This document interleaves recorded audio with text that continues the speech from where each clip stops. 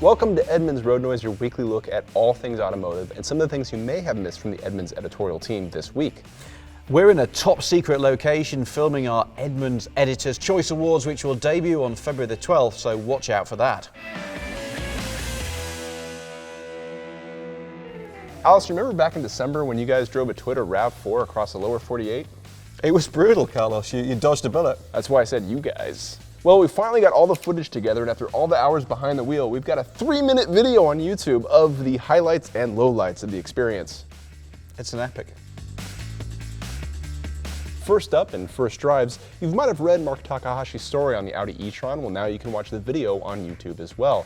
He got behind the wheel of this 400 horsepower electric SUV in the exotic location of Abu Dhabi. Makes a lot of sense. What is Abu Dhabi famous for?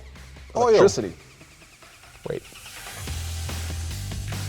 And you got to go to Spain to drive the new Porsche 911. Now, let me hypothesize. It's slightly bigger, slightly wider, slightly heavier, slightly faster, slightly nicer interior, and it's more expensive. So it's basically a new 911. You've read the story, haven't you? And you can too by going to edmunds.com/roadnoise and also look for a video in the coming weeks. So with all the fuss about the launch of the new Toyota Supra, we thought we'd take a trip down memory lane and find out what we thought of the last 4th generation Supra. Now this was back in the 90s in a time of presidential scandals and a booming Silicon Valley. Progress. In tips and advice this week, it's all about maintenance. First up, you'll see fewer free maintenance plans on new cars, and secondly, is a prepaid maintenance plan worth it for you? It's a really interesting read full of really useful facts, so if you're thinking about buying a new car, check it out.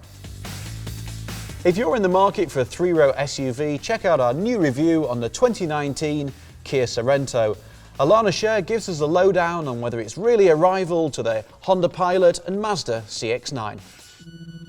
Coming up this week, Kurt Niebuhr's off in the far reaches of the San Fernando Valley to get behind the wheel of the new Mazda 3. Look forward to his report coming up very soon. Nice looking car. Very. I love the hatchback.